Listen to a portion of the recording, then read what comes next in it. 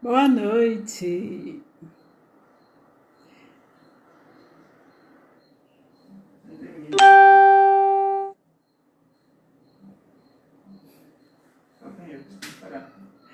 Boa noite, Emanuel. Que coisa tão boa. Olá, Elvis. Eita, ele tá aqui hoje para me fazer companhia.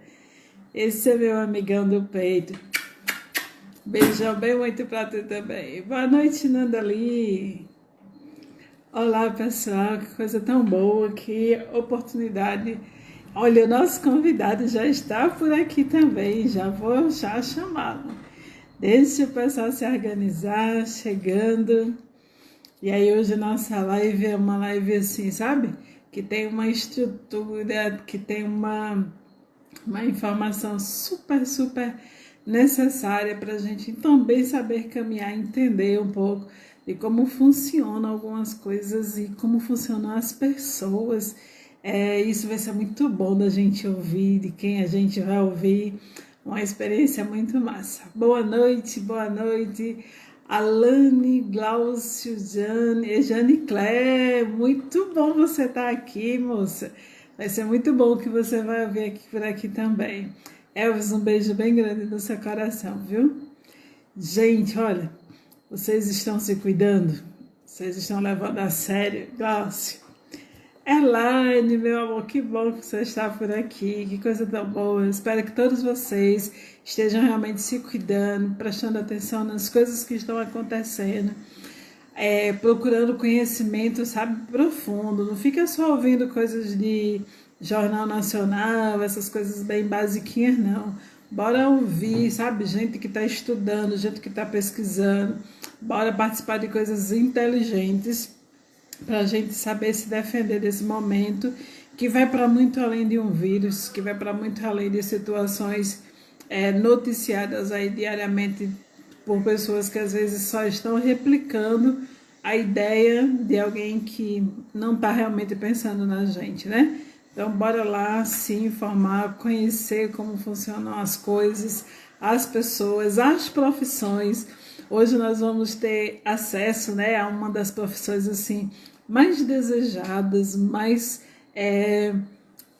sabe assim, poderosas, mas ao mesmo tempo limitadas também, como todo conhecimento em si mesmo, ele termina tendo um limite e esse limite precisa ser respeitado, porque é um ser humano que exerce essas ações. São tantas coisas que a gente pode aprender, tem para aprender. Meu convidado de hoje assim é do meu coração, vocês não têm ideia do quanto ele é do meu coração. Boa noite, Tami, boa noite, Edivone. Eita, coisa tão boa receber vocês por aqui. Ângela, boa noite, gente. Então, para a gente ganhar tempo, sabe? Eu quero começar lendo um trechinho do juramento que eles fazem no ato da sua formatura, quando vão ter início lá propriamente dito ao exercício da sua profissão. Toda profissão tem o seu juramento, tem o seu compromisso, tem o seu desafio pessoal. E aí no deles tem, assim, sabe, coisas que eu acho assim fantásticas e que a gente precisa conhecer, que a gente precisa saber que o que tem ali atrás de um jaleco é uma pessoa, e essa pessoa também tem medos, tem necessidades, tem limites, e a gente precisa participar disso com muita sabedoria, com muito conhecimento. Olha só, no juramento deles, eu achei bem bonito, e por isso dá o título da live, né, falando assim, minha vida, minha arte. Eles falam do exercício da sua profissão, dizendo o seguinte: guardarei respeito absoluto pela vida humana, desde o seu início, mesmo sob ameaça, e não farei uso dos meus conhecimentos médicos contra as leis da humanidade. Faço essas promessas solenemente, livremente e sob a minha honra. Olha que coisa! Você sabia disso? Que há um compromisso assumido com a vida, pela vida, e esse compromisso às vezes afeta a própria vida daquele que fez o tal juramento. Vamos receber nosso convidado? Ele vai ser muito bem-vindo aqui nessa noite, sabe? E eu já conosco. Aceita aí, doutor Everton, o meu convite. Aí a chamada. Eita, Olá, que boa noite. alegria! Que honra tão grande! Muito Eu fico obrigada. honrado pelo convite. Eu não sei se o senhor vai entendendo, que o senhor vai entender o tamanho do carinho, o tamanho da admiração que eu tenho para você. Um dia o senhor vai entender. Porque, assim, quanto mais eu lhe digo obrigada, obrigada, obrigada, muito obrigada, mas eu ainda acho que ainda lhe devo muito, porque foi muito especial a sua atuação num momento muito específico da nossa vida, da nossa família. E aí, desde então, lógico, isso é alvo das minhas orações, do meu carinho, do meu cuidado. E nesse momento em que eu acho assim, os aplausos que se propagam, né, que se dizem tanto aos médicos, aos profissionais de saúde, de uma forma geral, eu acho que ainda é tão pouco, sabe? As pessoas acho que nem têm noção do que é o momento que vocês vivem na hora de tomar as decisões necessárias para salvar uma vida. Mas quem sou eu para falar sobre isso se eu tenho o senhor aqui para descrever isso com as suas palavras, com esse seu carisma, com essa sua competência? Eu já me calei. Seja bem-vindo. Obrigado, boa noite, pessoal. Eu acho que a maioria que está aqui me conhece ou já ouviu falar em- pela chamada da live, né? Mas eu me chamo Everton. Eu sou natural de Arco Verde e atuo agora em Caruaru, certo? Sou formado pela UPE em medicina e atuo na terapia intensiva aqui em Caruaru, né? Eu queria agradecer mais uma vez pelo convite. Eu me sinto um pouco envergonhado porque eu não sou uma pessoa tão pública em falar assim para tantas pessoas. E apesar que eu gosto de conversar de forma individual e de forma mais fechada em grupos sobre todo o contexto que a gente vive hoje, né? Eu acho que isso é uma função também da gente, né, disseminar esse tipo de conhecimento, né? Você quer começar com alguma pergunta ou quer que eu inicie algum tópico? Então, antes de você iniciar falando, eu vou provocar com uma pergunta, mas fique muito à vontade para ir fluindo, né? Como for desejo, assim, aí daquilo que você fosse sentindo à vontade. Mas tem uma coisa, assim, que a gente precisa provocar também nas pessoas que estão nos ouvindo, que vai ficar vendo depois, porque a live ainda fica um tempo, né, no ar, que Sim. é essa ideia, então, que a gente tem de que o médico, ele sabe tudo, ele pode tudo. Eu vou começar dizendo assim, doutor Eva, você sabe tudo. Eita, eu bem queria, viu? Eu bem queria. Mas primeiro que os bons médicos, né, passam a vida inteira estudando, né? Nunca, em nenhum momento param de estudar. E nunca eles contêm todo o conhecimento. A medicina e a ciência de forma ampla é um campo que é inalcançável por uma pessoa só, né? Por isso que a gente precisa de tanta gente ao nosso lado na atuação na saúde. E a gente precisa dos colegas especialistas, a gente precisa dos colegas das outras áreas, né? Que contêm conhecimentos aprofundados em determinadas áreas. Então, a nossa função como médico, quando a gente sai da faculdade, é conhecer os principais acometimentos, né, e os principais tratamentos que mudam a história de alguém, né, que mudam de forma definitiva em momentos críticos, como foi o que aconteceu, né, como a gente se conheceu, e isso é nossa obrigação de saber.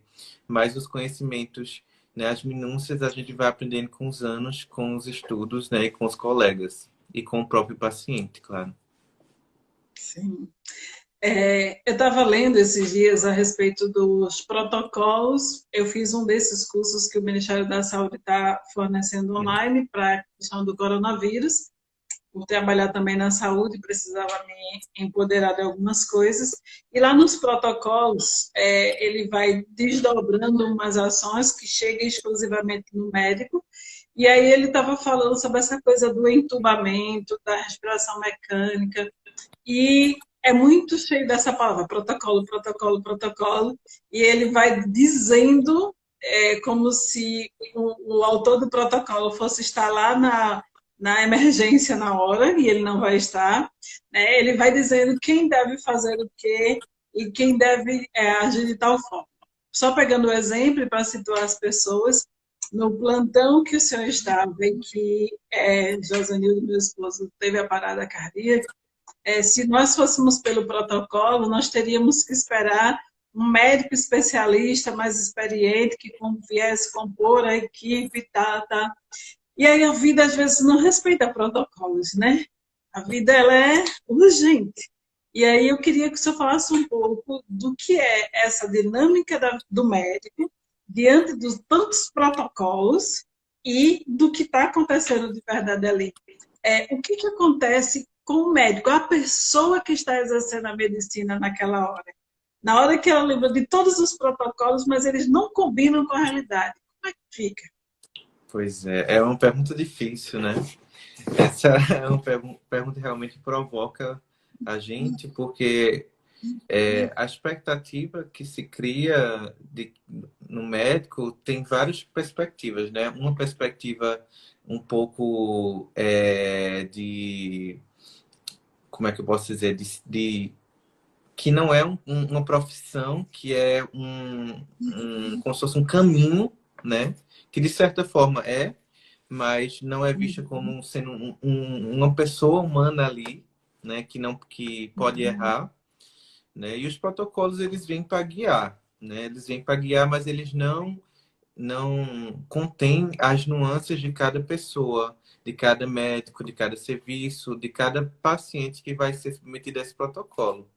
Então, primeiro que já é difícil você ficar atualizado com todos os protocolos, porque todos os dias saem 1, 2, 3 protocolos diferentes, né? De sociedades diferentes, a Sociedade de Terapia Intensiva, né? A MIB, a associação, publica uma coisa hoje, no outro dia o CREMEP publica outra coisa, depois o Ministério da Saúde publica outra coisa, as autoridades internacionais. Então, isso está sendo uma coisa confusa na cabeça da gente, primeiro em selecionar os protocolos a seguir, né? De forma geral, a gente tem escolhido os protocolos dos serviços que a gente atua. Então, por exemplo, no Santa Efigênia, a gente tem um protocolo, né, que a nossa chefe, que é infectologista, fez, baseado com os protocolos internacionais, enfim, no Ministério da Saúde. Então, a gente seleciona um protocolo para seguir, mas na hora da prática é difícil, né? Porque ele guia a gente, né? E, inclusive, o CREMEP publicou semana passada uma resolução que foi um pouco dura, mas necessária, que é o que eles chamam, deixa eu até ler aqui para vocês, o Score Unificado para Priorização de UTI. O que é que ele consiste? Ele consiste na soma de 3 scores diferentes, né, de pontuação para as pessoas que vão ao serviço de emergência com suspeita de coronavírus, para estratificar, hierarquizar, né, quem tem mais risco quem tem mais chance de sobreviver e dar para esses pacientes os leitos de UTI. Né? Isso é uma coisa muito difícil, porque a gente meio que ajudou o médico a não fazer a escolha de Sofia, porque é o que estava acontecendo, né? Muitas vezes a gente tem que fazer esse tipo de escolha, e é o que acontece em muitas emergências públicas, né? Onde tem pouco acesso a material, enfim.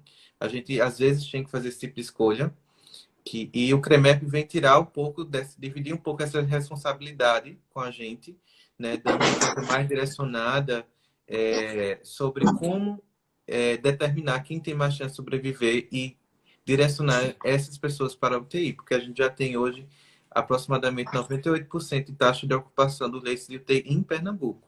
Ou seja, a gente vive realmente uma crise de colapso de saúde, né, no nosso estado. Tem estados que ainda estão um pouco menos ocupados, mas em Pernambuco nós já vivemos uma situação crítica, né?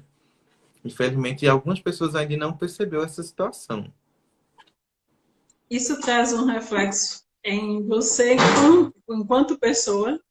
Com certeza, porque o score, ele nunca vai ser definitivo de uma pessoa, né? Ele é um guia, mas quando esse score, né, trazer para mim, para minha família, por exemplo, que minha avó, meu avô, não será direcionado à UTI, talvez ele tivesse chance de sobreviver, né? Vai ser direcionado para os cuidados paliativos, que é um cuidado essencial, necessário, né? Mas em algumas situações poderia ser direcionado para terapia curativa, né? Infelizmente, pela sobrecarga e pelo colapso do sistema, não seria.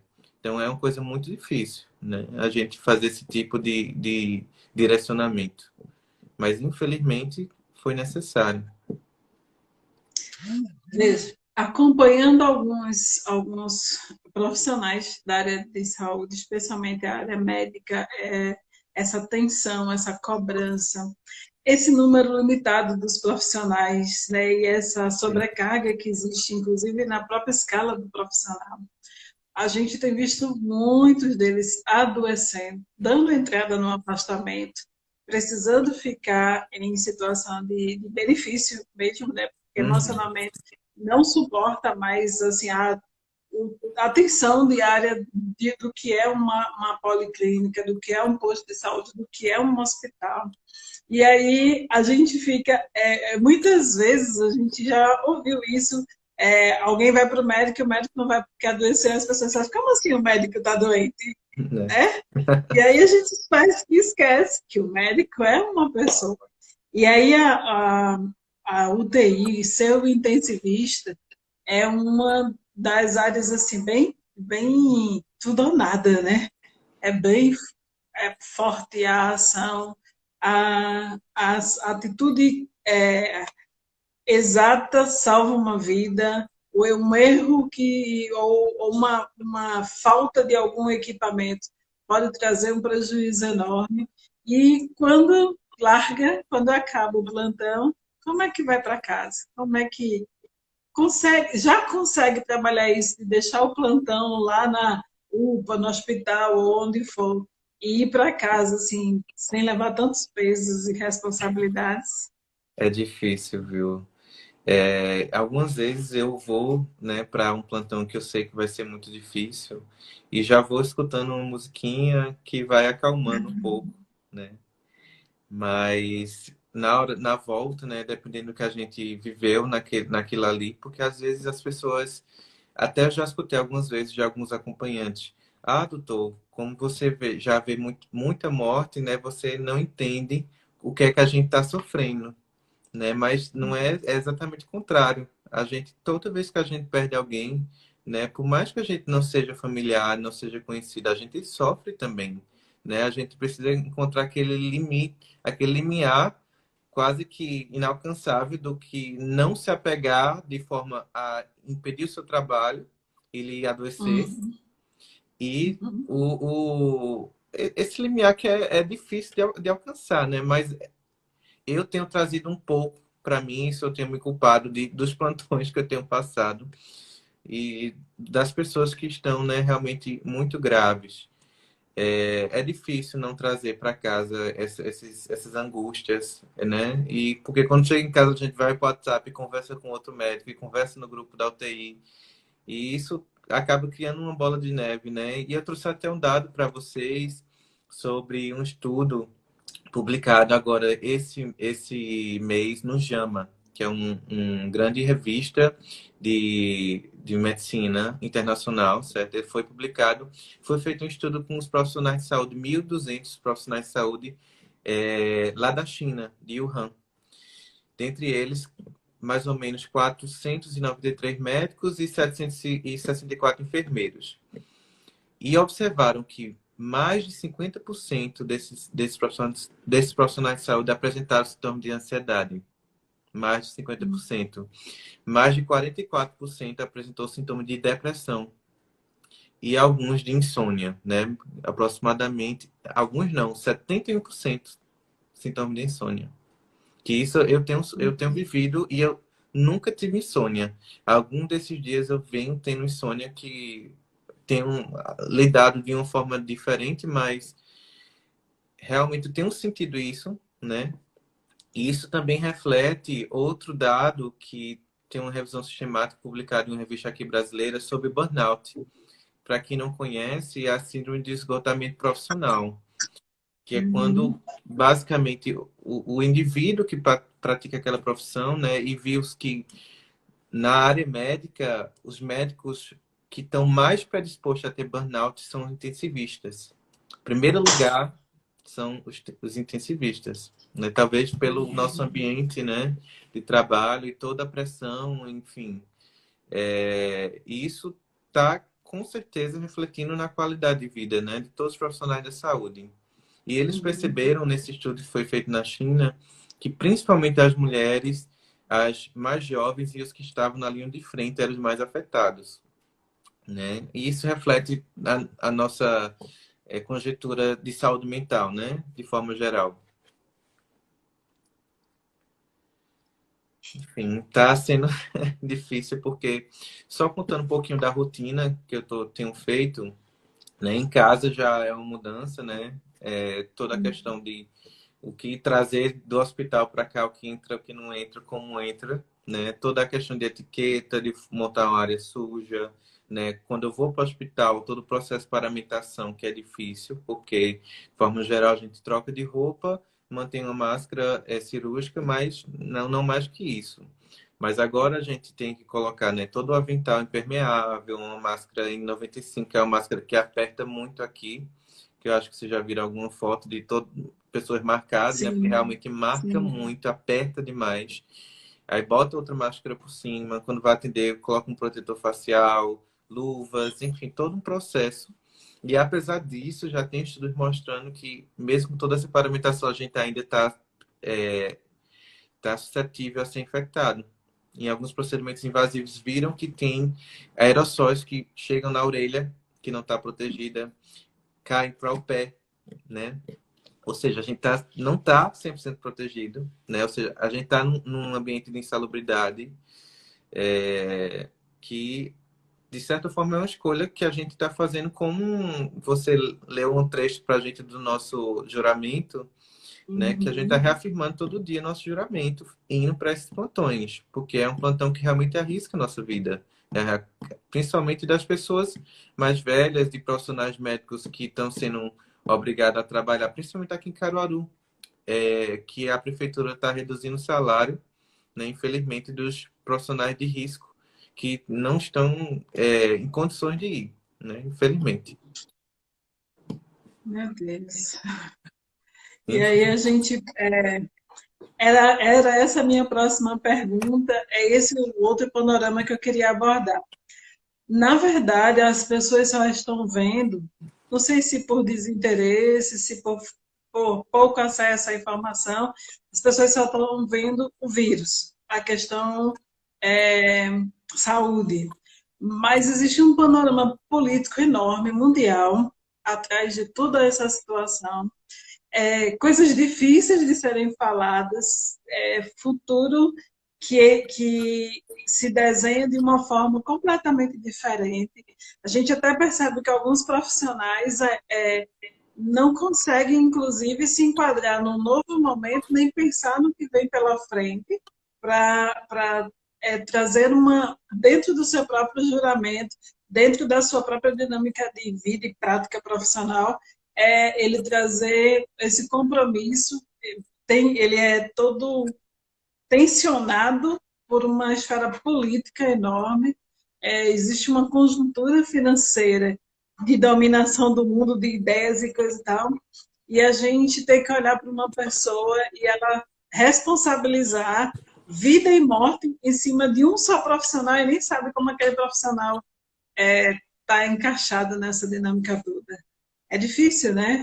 Essa leitura política do mundial, não nem me prendo a momentos políticos locais, nem muito menos a questão própria eleitoreira, que a gente está frente a isso aí há alguns dias, mas política mundial, a organização dos poderes mundiais, termina afetando, né, a prática.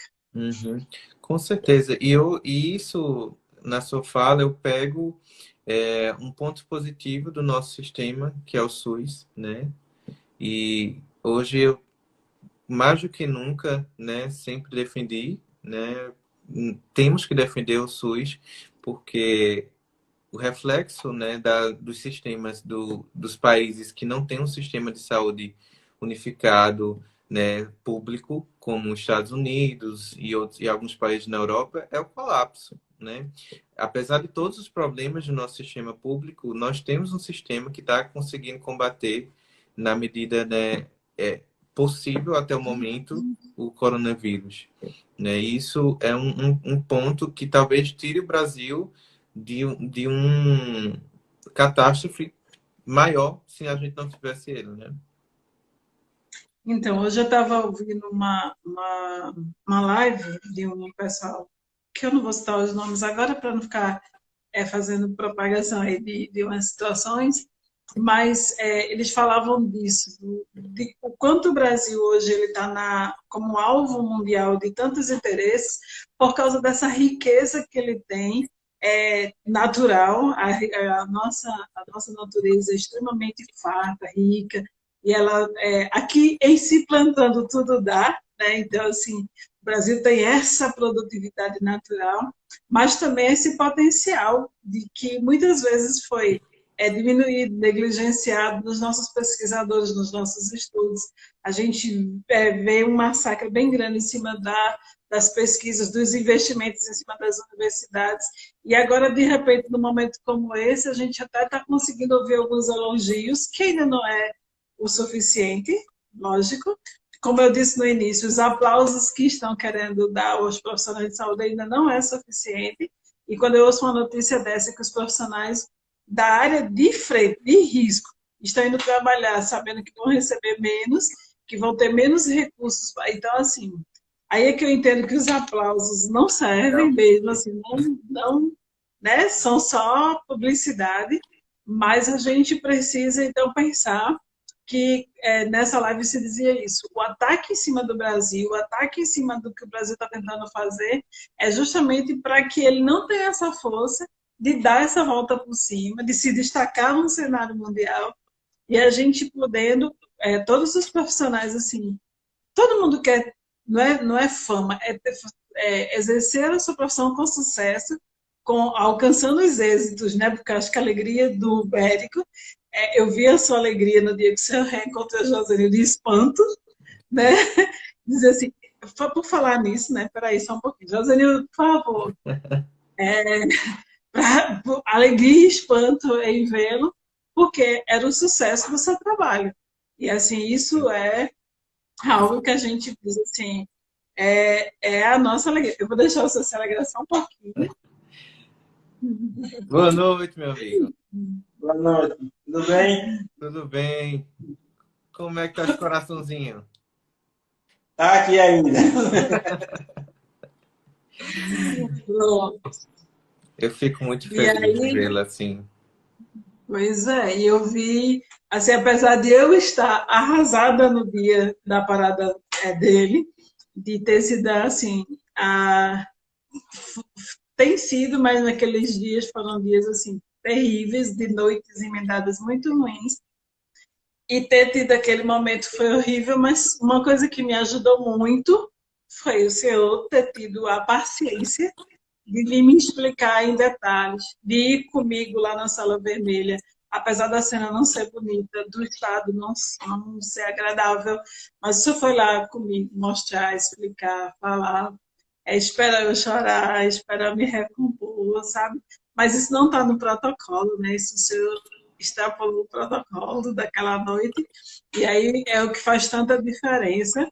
E assim, por isso eu fiquei muito feliz, embora eu estava numa UPA de novo, mas assim, ver a sua alegria em reencontrá-lo e saber que o seu trabalho teve um sucesso, né? Eu me lembro que no outro dia, o doutor André, quando chegou para render o plantão, que veio falar comigo, ele foi explicar tudo o que tinha acontecido e ele disse, doutor Everton fez tudo certo, o que tinha que ser feito está aí, muito bem executado, agora a gente tem que contar. Ele disse com a sorte, eu conto com Deus, né? Mas a gente entender que houveram coisas para ser... Só que assim, ó, naquela hora, no outro dia, o médico dizia assim para mim, é uma questão de horas. E a gente não tinha UTI. No município, naquele dia, não sei como está agora, mas no município, naquele dia, só tinha uma ambulância UTI, ela não estava na cidade. e ele só podia ser transferido numa ambulância de UTI. Por que que um município com o tamanho de Caruaru só tem uma UTI?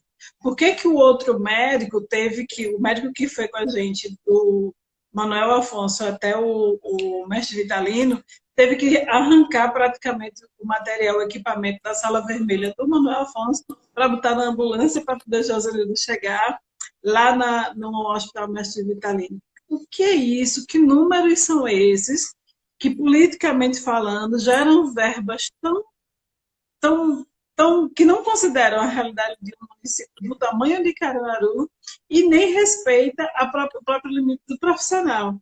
Porque até essa coisa do profissional que tem que ir na ambulância e chegar lá no outro hospital e esperar no outro hospital enquanto o profissional que está lá venha dar o atendimento, dizer se o outro está liberado, se não está. É um protocolo tão desgastante que não considera horas de plantão, não considera fome, sede, dor, tristeza, não considera nada, só considera os números e os números maltratam. Com certeza. Com certeza. Josenildo, para mim, vai ser sempre um paciente que eu vou lembrar com muito carinho, né? Que representa para meus colegas médicos que talvez estejam assistindo, né? Ele teve uma parada cardiorrespiratória, na verdade, duas paradas cardiorrespiratórias, e a gente conseguiu reanimar ele de forma a ter nenhuma sequela neurológica, né? Apesar de muito tempo de parada, ele teve mais de 25 minutos de parada, né? E isso traz para a gente, né, uma sensação de felicidade, de dever cumprido, né? E você me viu naquele dia, né? A minha felicidade realmente que foi espontânea, né? E até hoje eu sempre lembro, com certeza. Se eu quero lembrar de um paciente que eu penso que eu mudei a história, eu lembro dele, com certeza. Essas coisas ajudam, né, a gente a prosseguir. Com certeza. São essas recompensas que a remuneração não paga, né? São essas recompensas que faz a gente, apesar de todos os estresses, né, seguir em frente e acreditar que a gente consegue mudar de fato a vida das pessoas. Sim. Então, Everton, fale para a gente ir já caminhando, porque o tempo é bem curtinho dentro da live, né? A gente já está se aproximando aí da segunda parte do tempo, mas fale para a gente sobre essa questão de valorização da vida. Quando o senhor pensa em valorização da vida, sobre todos os pontos de vista que vierem aí à sua cabeça, o que mais o que lhe vem à mente, dentro de todas essas estruturas que a gente tem falado, política, organizações, todos os setores que a gente tem que obedecer às regras, os protocolos dela e tal, e o compromisso pessoal de cada um? O que a gente podia compartilhar com as pessoas nesse momento sobre valorização da vida? É uma pergunta novamente complexa, né? Porque a vida, primeiro a gente tem que definir o que é vida, né?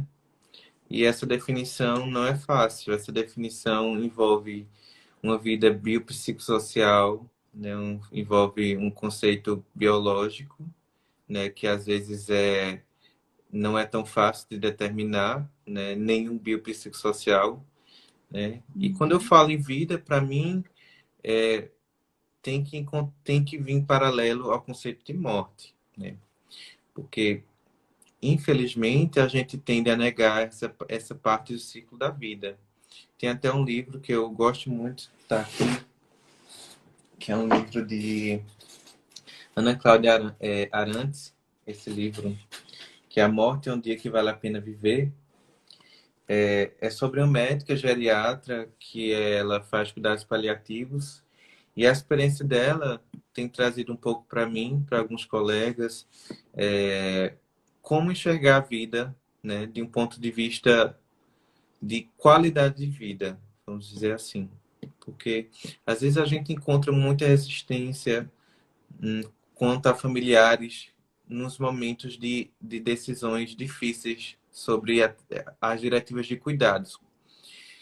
no sentido de instituir medidas de cuidados paliativos, que às vezes é pouco, é comunicada de uma forma, às vezes, errônea, mas, de forma geral, a gente tende a ter um certo egoísmo, né, quanto ao nosso familiar, de querer ele viva a qualquer custo, né? Mas o que é vida, né? Eu me pergunto de novo. Vida é só estar ligado a um ventilador e tá batendo o coração e o pulmão tá expandindo? Será que é? Né? Eu acredito que não. Né? Eu acredito que vida é a gente conseguir se comunicar, né? A gente conseguir se alimentar, né? Vida é a gente conseguir, de certa forma, ter alguma interação. E, enfim, é um conceito que é difícil, né, de abordar, mas para mim isso é vida, né? A gente, né, poder guiar esse cuidado sempre direcionado para a qualidade de vida e aceitando a nossa finitude. Eu tô tentando acompanhar aqui também o pessoal falando, sabe?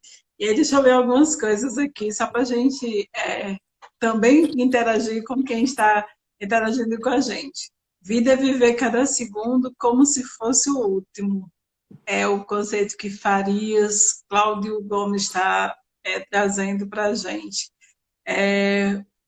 Vida é mais do que bater o coração e a expansão aí do pulmão, e aí as pessoas estão trazendo isso para a gente também. Também tem um questionamento aqui a respeito da questão de medicação e qualidade de vida. O que é que a gente podia falar para as pessoas a respeito disso? Medicação e qualidade de vida. Não sei se eu entendi bem a pergunta. Se o quanto a Eu acho medicação que interfere, a forma que é utilizada. tem só assim, medicação e qualidade de vida. Aí depois tem outros só perguntando por medicação. Vamos falar sobre ela interfere, se ela interfere, ela traz, ou ela também pode roubar a qualidade de vida. Com certeza. A gente vive numa sociedade, né, a sociedade ocidental, muito medicalizada, né? Isso é um fato, em comparação com outros tipos de sociedade, onde as medidas não farmacológicas são mais proeminentes, né? Sim. E a medicação, principalmente no contexto psiquiátrico, né, ela vem sendo um pouco deturpada em ambas as partes, principalmente, de fato, como a gente enxerga a doença, né? A gente não enxerga a doença de uma forma que a gente consegue enfrentá-la com certos recursos não medicamentosos. O que é que eu quero dizer? Que existem situações em que, se a gente tivesse o suporte, por exemplo, psicológico adequado, a gente talvez não precisasse de algum psicotrópico, né? Algumas Uhum. situações, o psicotrópico, que é a medicação, por exemplo, para tratar depressão e ansiedade, é necessário, né? Sem discussão, né? Mas algumas situações, né, talvez não fosse necessário. E isso a gente pega a deixa para outra desvalorização, né, da política atual quanto à atuação do psicólogo na saúde pública, né? A gente tem a figura Uhum. no NASP, mas que tem um papel diferente do atendimento particular, né, do atendimento individual. É uma figura que tem uma outra função. E a gente tem muita dificuldade, apesar de uma sociedade altamente doente do ponto de vista de saúde mental, né, de encontrar e ter acesso ao psicólogo, né? E mesmo com muitos profissionais formados, né, a gente tem que eles têm encontram dificuldades para atuar, né? E isso cria esse ciclo vicioso, né, de nem os psicólogos conseguem atuar de forma adequada, nem o sistema consegue abarcar e criar um espaço, né, para que a população tenha acesso a esse psicólogo. Eu acredito que que a questão da medicamentalização da medicina é um problema, e é o que a gente chama de prevenção quaternária, num contexto de saúde pública, que a gente tem a prevenção primária, secundária, terciária e quaternária. Quaternária é quando a gente tenta fazer o primo nono série, que é um dos nossos conceitos éticos de primeiro não façam mal, né? E isso a gente sempre tenta, né? Como é que chama? Primum non nocere. Primeiro, não faça o mal, né? Certo. Tá entre os quatro conceitos bioéticos, né, que a gente pratica, não só na medicina, mas em toda ética biológica, vamos dizer assim, nos estudos, né? Isso surgiu há algumas décadas, né? E eu acredito que essa questão medicamentosa, ela pode trazer qualidade de vida se bem indicada, né? Tem medicações que são necessárias, né, para muitas pessoas para qualidade de vida mesmo. E tem outras que, se não forem bem indicadas, podem ser o contrário. Tem gente perguntando, dentro do assunto da medicação, qual a sua opinião sobre a cloroquina? Então, é muito difícil a gente opinar em um contexto que não tem consolidação científica, né, forte. O último estudo que eu li, que realmente foi um estudo bem desenhado, foi sobre o Remdesivir. Foi publicado, né, na verdade vai ser publicado ainda, foi falado só pelo coordenador do NIH, não, como se fosse o coordenador do Ministério da Saúde dos Estados Unidos, ele falando sobre essa medicação que foi inicialmente desenvolvida para tratar o Ebola, que é o Remdesivir. É uma medicação só de uso parenteral, ou seja, na veia, não tem comprimido disso, e a gente não tem ela no Brasil.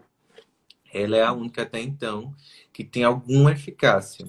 A hidroxicloroquina é muito difícil de avaliá-la, porque a gente precisa de estudos, né, bem desenhados sobre a hidroxicloroquina que estão sendo feitos atualmente na China, no Brasil, estão sendo feitos esses estudos nos Estados Unidos, e a gente precisa desses resultados para poder comentar sobre eficácia ou não, né? Eu acho uma medicação que vale a pena ser tentada no contexto de estudo, né? No contexto deliberado de forma generalizada, não indico, né? Até porque não pode ser indicada uma medicação que não tem eficácia, que é a primeira, é exatamente o conceito bioético, primo non nocere. Se eu sei que a hidroxicloroquina pode causar uma reação adversa, inclusive parada cardiorrespiratória, em pessoas que têm algum problema cardíaco, né? Por que eu vou indicar se eu não sei que ela é eficaz, né? Então é Uhum. difícil de falar sobre a hidroxicloroquina, mas eu queria falar um pouco sobre o que ainda tem perturbado um pouco assim a gente como profissional de saúde. E isso me fez lembrar um pouco discutindo com minha irmã, que ela é psicóloga e tem interesse muito pela Ah, bem que eu TCC. sabia que tinha mais gente boa nessa família. Quem é E ela? é Aparecida, ela deve estar assistindo. Ah, Aparecida, eu quero conhecer você. Ela é psicóloga formada lá na UPE, também em Garanhuns, foi minha companheira de faculdade. Ah, que E a gente legal. estava discutindo sobre as distorções cognitivas que a gente está vivendo no momento, né? Uhum. E, por exemplo, quando a gente pensa que a gente vai ser contaminado e a gente vai morrer, né? E a gente vê uma distorção cognitiva no sentido de maximização, de um filtro mental, só pensar naquilo, e de um raciocínio que não é lógico, que é mais emotivo. E a gente consegue ter respostas alternativas a esse tipo de pensamento que pode nos ajudar a evitar tanta ansiedade, né? Quando a gente se questiona sobre o que a gente está lendo, né? Se realmente é verídico, né? Quando a gente se autocritica se o que a gente está pensando realmente é racional ou não. E de outra forma também que a gente às vezes pensa, será que essa pandemia vai acabar, né, em algum momento? Porque existem alguns estudos que mostram que ela pode se perdurar por alguns anos, né, dependendo do tipo de isolamento social, mas a gente também tem que evitar a catastrofização, né, que também é uma distorção cognitiva, que a gente sabe que a gente viveu muitas pandemias no mundo e a gente conseguiu superar todas, né? A gripe em 1912, se não me engano, né? A gente viu a pandemia da influenza que matou muita gente, mas a gente conseguiu superar, né? Então, a gente vai superar essa pandemia, né? Uma hora ou outra, não tem como dizer como, né? Quando, aliás, mas a gente está criando, né, ferramentas para poder superar de uma forma justa, de uma forma minimamente prejudicial. Certo. Sabe, assim, a gente tem outras perguntas a respeito de medicações e suas funções, mas tem uma que eu posso trazer, representando todo mundo que está perguntando sobre isso, que é a curiosidade que realmente está no momento é o que está sendo dado, então, nesse momento, às pessoas que estão procurando as emergências. O tratamento está sendo qual? Assim, porque a gente fala do respirador, fala, Uhum. mas assim, com o cuidado, lógico, da gente não dizer alguma coisa que a pessoa queira fazer em casa para resolver em casa, né? Sim. Mas assim, o que já está padronizado, o que de repente remete, o que foi que já se disse assim, oh, bora todo mundo tentar isso para ver se a gente tem sucesso. Então, Tem alguma orientação o assim? coronavírus, ele causa uma pneumonia viral, certo? Parte do pulmão ou o pulmão inteiro é acometido. Isso faz com que as trocas gasosas da nossa respiração, que a gente precisa do oxigênio para viver, não seja realizada. Então, a principal terapia para o coronavírus é o oxigênio, seja ela nas diversas formas que ela pode ser instaurada, seja pelo catéter nasal, pela máscara facial, pela intubação orotraqueal, certo? Então, essa é a principal medida que não é específica para o coronavírus, mas é a principal medida, é a medida salvadora, é a oxigenoterapia e a ventilação mecânica, certo? Existem alguns protocolos que já com respaldo do Ministério da Saúde da utilização de hidroxicloroquina, certo? A maioria dos serviços que eu conheço estão utilizando, né? Mas a gente não vê essa resposta dramática, né? Infelizmente, a gente gostaria de ver, mas a gente não vê essa resposta dramática. Infelizmente, os pacientes são muito graves, aqueles que realmente chegam a ser entubados, e existem manobras de ventilação mecânica e manobras que a gente faz no respirador para tentar ganhar tempo e o corpo se recuperar, certo? Existe expectativa para vários tipos de tratamento, entre eles os corticoides, como a gente conhece a prednisona, metilprednisolona, que é na veia, e há uma esperança que talvez a corticoterapia ajude, né? Há uma esperança agora com o Remdesivir e já existe mais de 5 vacinas sendo testadas atualmente no mundo, que talvez seja realmente o nosso tratamento ideal, a vacinação. E uma coisa que eu fiquei muito feliz em ler recentemente é que havia tido alguns relatos de reinfecção ou reativação da doença em pessoas que tiveram a doença, tiveram o teste da PCR positivo, ficaram bem e depois fizeram o teste de novo e deu positivo novamente.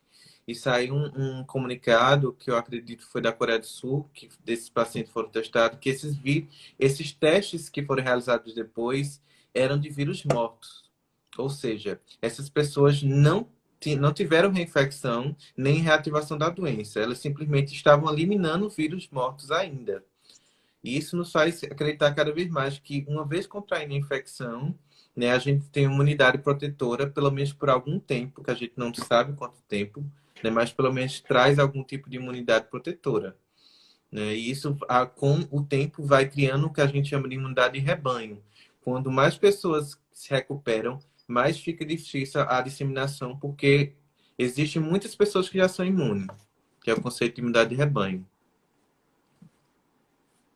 Esse conceito me fez lembrar, mais uma vez, politicamente, a ideia de rebanho de gado, sabe?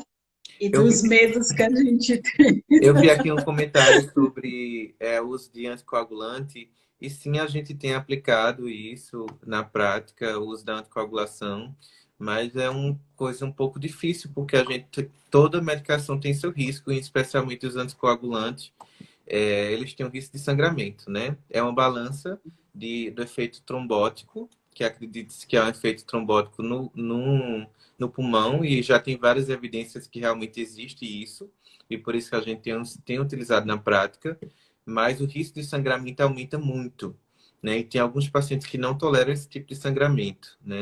Esse risco. Então, realmente está sendo difícil de manejar esses pacientes. A gente tem feito, né, tudo que está ao alcance das melhores evidências, mas infelizmente eles continuam graves. Por isso que a gente tem que fazer todas as medidas de isolamento, porque é uma doença que derruba o sistema de saúde, porque uma pessoa grave, um paciente grave que entra numa emergência, ele só vai sair do hospital depois de 3, 4 semanas, né? Um leito de UTI vai ser para aquele mesmo paciente 3, 4 semanas, né? Imagine quando isso está nessa escalonando, né? Infelizmente, só as medidas, né, sociais conseguem limitar e achatar a curva, como se tem falado, né, amplamente sobre a curva epidêmica. Doutor Everton, o tempo não ajuda a gente. Nós já estamos bem pertinho do final. Eu preciso agradecer, fazer primeiro agradecimento a todo mundo que está participando, inclusive fazendo homenagem a essa pessoa que, de fato, a gente admira muito, que tem um respeito bem grande, a sua juventude, sabe, assim, é blindada pela sua competência. A gente tem a dificuldade, isso é uma coisa que não precisa, eu não vou fazer disfarce. A gente tem dificuldade de chegar diante de um médico jovem e dizer, e confiar e acreditar que vai ter todas as competências necessárias para salvar uma vida e tal. Mas eu estou aqui para dizer que isso acontece, né? E tem aí muito que testemunhar a respeito. E fora essa sua humanidade, o Farias, o Cláudio Gomes, está aí concordando comigo, botando no comentário essa homenagem também à sua pessoa. Muitas outras pessoas falando disso, dessa forma humana que o senhor tem de tratar com as pessoas num momento tão difícil. E agora, como intensivista aí, né, no hospital Santa Efigênia, assim, é uma área super delicada, ninguém... A clínica médica é mais dinâmica, tem coisa boa e coisas ruins, né? Mas a UTI não, a UTI só tem situações difíceis, mas parabéns para o hospital que fez essa aquisição maravilhosa, humanizou de cara na contratação do seu serviço. E aí eu lamento muito que a gente não possa, nesse momento, que eu vou ficar torcendo que em algum momento o SUS lhe recupere, lhe traga de volta, porque a gente precisa muito, porque é uma via dupla, né? Tanto a população precisa de profissionais humanizados que consigam trazer a calma para os momentos de desespero, porque às vezes muito mais do que o remédio, a orientação, o convencimento pela fala do médico, pela explicação, pela atenção, já traz, parece um negócio meio mágico, a gente está doente, tá. Ouvir o médico a gente já fica melhor, a gente já, né? Então tem essa coisa realmente do imaginário, tem todo esse contexto.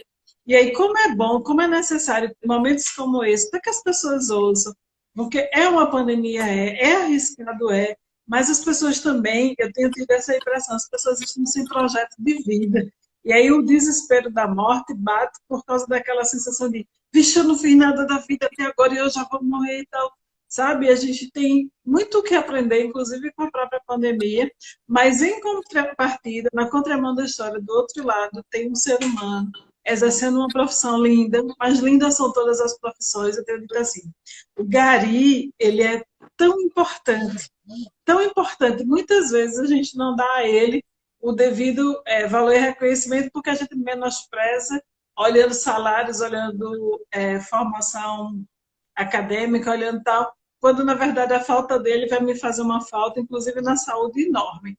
Então não elitizando as profissões, mas hoje, trazendo para o pessoal da área de saúde, eu fico admirada com os técnicos de enfermagem, eles fazem um trabalho assim fantástico, coisa linda de se ver, né?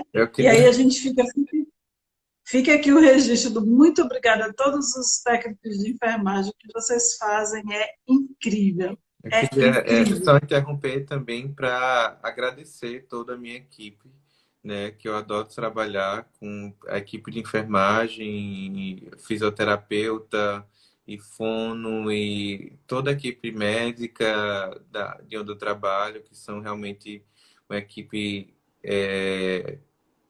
que se preocupa com o paciente e que está ali 100% direcionado ao cuidado, né? Todo o pessoal está na psicologia, a nutrição, o pessoal da Copa, o pessoal da Uhum. limpeza, todo mundo porteiro, né? Sem eles a gente não funciona, né? A gente é uma cadeia Isso, de suporte um com o outro, né? isso. E eu Então, queria trazer agora, algumas só para finalizar minha fala, algumas dicas que talvez sejam certo. úteis para nosso juízo nesse tempo de pandemia, né? Eu até separei aqui.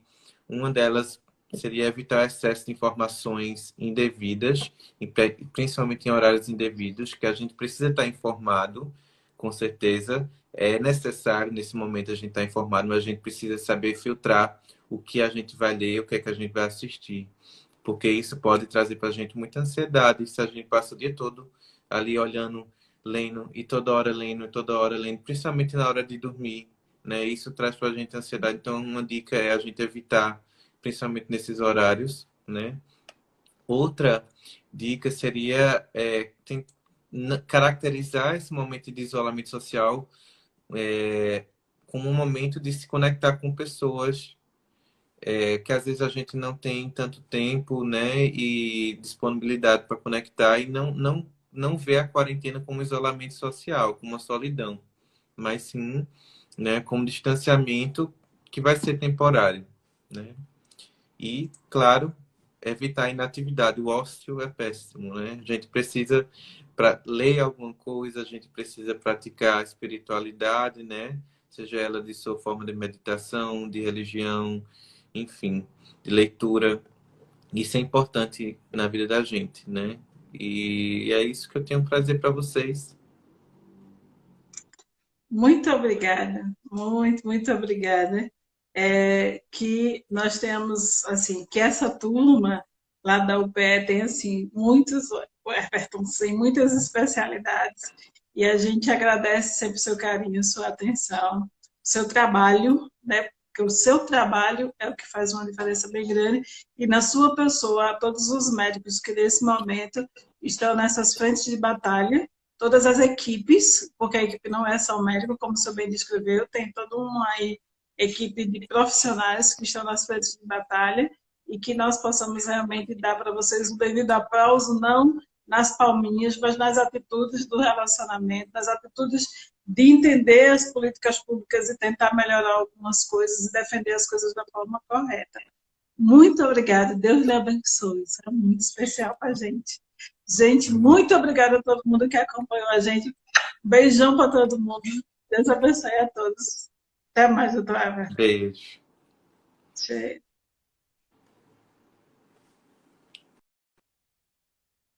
E aí a gente encerra essa live super feliz porque a gente deu mais qualidade a você, informação de verdade, sabe? Gente que sabe do que está falando, gente que sabe do que está fazendo e a participação de vocês. Pena que eu não consigo responder e fazer todas as perguntas, mas a gente com certeza trouxe aquilo que era necessário para você já passar dias melhores durante essa pandemia, mas durante toda a vida. Deus te abençoe.